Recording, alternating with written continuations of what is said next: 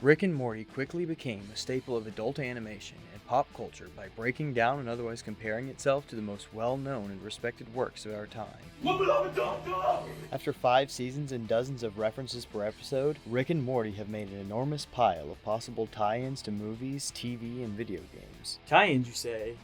Yes, tie-ins. Sometimes the best references are more hidden because they seem to imply Rick and Morty's universe could make crossovers with the universes of other franchises. So let's get into every franchise reference you missed in Rick and Morty. In the 5th season, Rick and Morty made references that could lead to possible Rick and Morty Marvel team-ups. During the second reveal of Naruto Smith, the latest addition of the Smith family and a biological offspring of Morty and Summer, we can see he's wearing a bracelet that reads Weapon I in reference to Weapon X from Wolverine's origin story. Weapon X is a storyline from the 90s depicting for the first time the bonding of adamantium to his bones. When stacked up against the X-Men, Rick and Morty would probably take home the gold since Rick's spaceship alone is enough to defeat a planet eater. The character in question is a reference to Galactus the World Devourer, one of the primary antagonists of Marvel Comics and an upcoming character in the MCU. And it's not like Rick doesn't have a plethora of tech that looks suspiciously stolen from Tony Stark's mansion. The armor that Rick uses in Rick and Morty's Thanksploitation Spectacular looks and functions a lot like the Mark VI armor that Iron Man wears in the MCU. So maybe we'll end up seeing Rick and Morty somewhere in the multiverse of madness. Speaking of that armor, the title and premise of Look Who's Purging Now is a reference to the Purge franchise. In these movies, there is one night a year where almost nothing is illegal, and just like in Rick and Morty, those with the best technology come out on top. Similarly, the Society of Horse People called Chuds are a reference to the movie Chud, and the Time Police in A Wrinkle in Time are a reference to Stephen King's Langoliers. When Rick names the monstrous results of his love potion Cronenberg's, he is referencing the filmmaker known for depicting realistic human transformations. This is actually not the first time Justin Roiland has referenced David Cronenberg's work. In House of Cosby's, the main character uses a cloning device very similar to the one used in 80s sci-fi movie The Fly. Fun fact, House of Cosby's is actually the first time Justin Roiland used the interdimensional cable gag. In this show, the receiver is used as a vehicle to showcase other Justin Roiland shorts like Toro and Moro, but in Rick and Morty, the semi-improvised gag makes references to popular franchises like Game of Thrones and Garfield. There are actually quite a few references to Justin Roiland properties throughout Rick and Morty, and these let viewers like us better understand and appreciate the show. Believe it or not, Rick and Morty are actually toned-down versions of characters from the real animated adventures of Doc and Marty. This is cleverly referenced in Tiny Rick's drawing. If you look closely, it's actually a drawing of Doc next to the caption. In Lawnmower Dog, Rick jokingly pitches the idea for a show called Dog World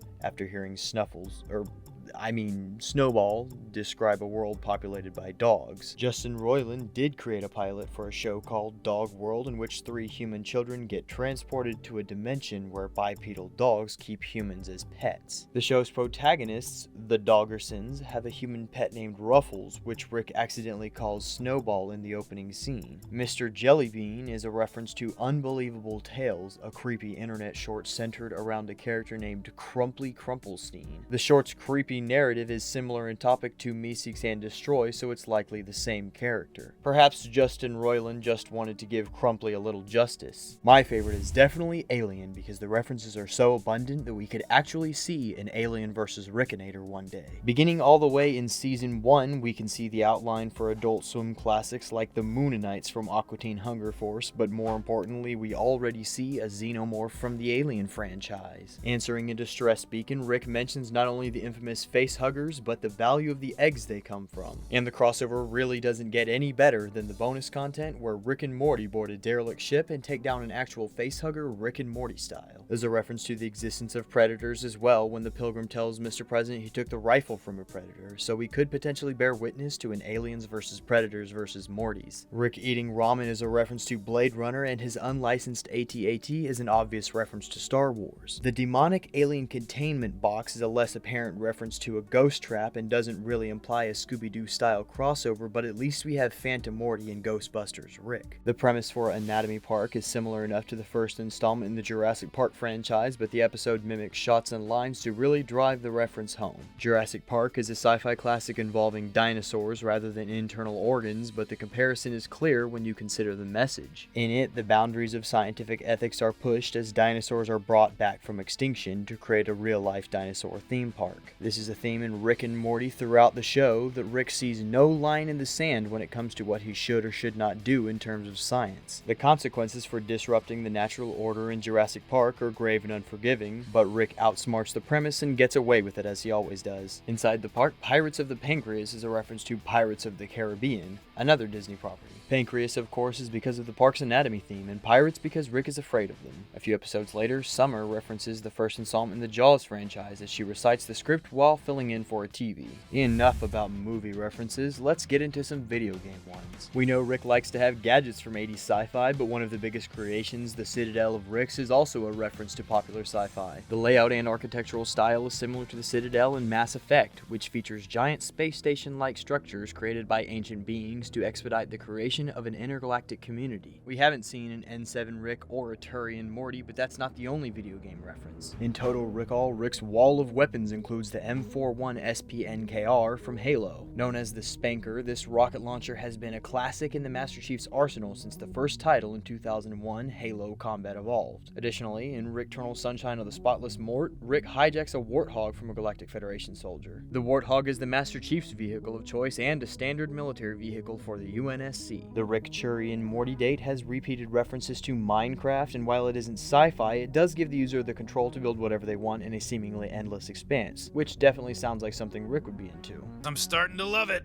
After the many references to Minecraft, Rick mentions South Park by saying they have already done a Minecraft episode. This reference stands out in that it refers to South Park as being a show like Rick and Morty. Meta references like this are integral to the style of Rick and Morty, and they give it the self-aware edge that keeps us coming back. The self-awareness of Rick and Morty that they are the protagonists of a TV show is what allows for crossovers between Rick and Morty's universe and others, like Mathlete's feat in season 26 of The Simpsons. In it, Rick and Morty make a crossover during the episode's opening sequence. This couch gag showed Rick and Morty crash landing into the Simpsons household, liquidizing the family instantly. As a result, Rick orders Morty to take some of the liquid and the family portrait to go make new copies of The Simpsons. As he steps through the portal, there is a quick reference to Futurama, another Matt Groening property like The Simpsons. The reference is a vending machine for Slurm, the fizzy drink preferred by Fry, protagonist of Futurama and another character inspired by Marty McFly. Perhaps the most weighted on genre for Rick and Morty to reference is anime, but in Season 5, fans got their fill during Gotron Jerry's Rick Vangelion. The name is a reference to the Evangelion franchise, a story that hides dark psychological drama under a sci-fi premise, not unlike Rick and Morty. During the episode, there is a subtle reference to Gundam, another mecha anime, and a tie-in to the plot of Voltron Defender of the Universe. Since the Gotrons are a reference to Voltron, it's no coincidence that Rick finds the blue Gotron with a pilot already decaying.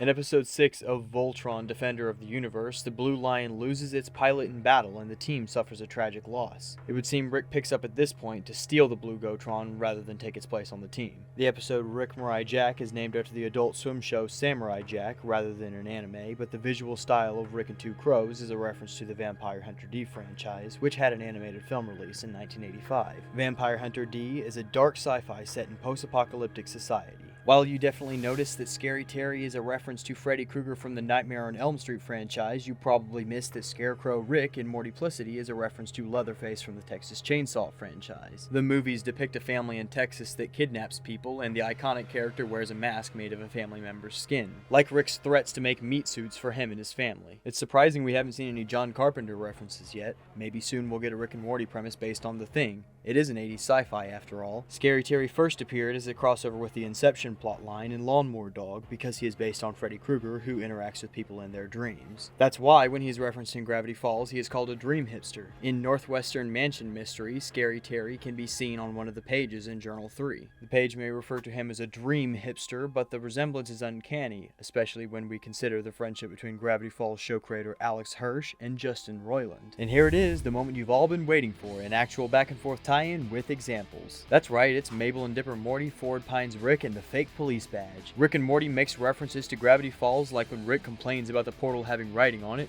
and it features items from the show's universe like the Journal 3 and Morty's stack of belongings. Hidden in the foreground of many scenes, we see characters from Gravity Falls like 8-Ball decaying inside the alien spa machine and Bill Cipher on the data screen in a similar episode. Better still, in Mortys, Mind Blowers, there are memories titled Bill C. and Stanford. But the best connection between the two shows is definitely in the back and forth between Society of the Blind Eye and close Rick counters of the Rick kind, where Stan Pines loses a notepad, pen, and coffee mug into a portal, and it falls out of a portal made by Rick while trying to lose his pursuers. In a bonus episode, one Rick is seen getting ice cream with Ford Pines, while another Rick shouts about his babbling being canon.